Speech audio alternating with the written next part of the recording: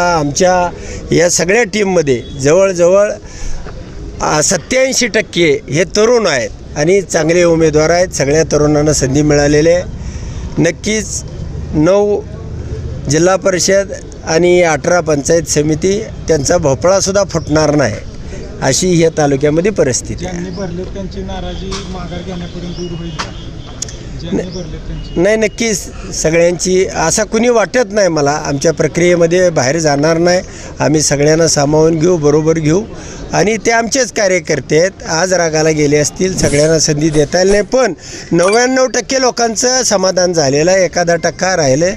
आम्हाला वेळ आहे. आम्ही नक्कीच त्यांचं समाधान करू किंवा नाराजी काढू. आता आमदार साहेबांनी सांगितलं ते 100% खरं आहे.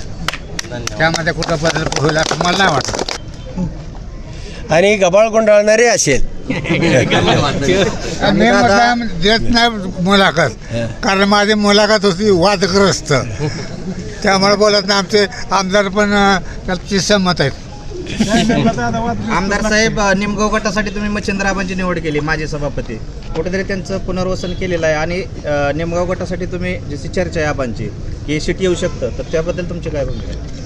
नाही, आमचं सीट आहे म्हणल्यावर ना ते येणारच आहे. मित्रपक्षाला उमेदवारी आम्ही दिलेली आहे.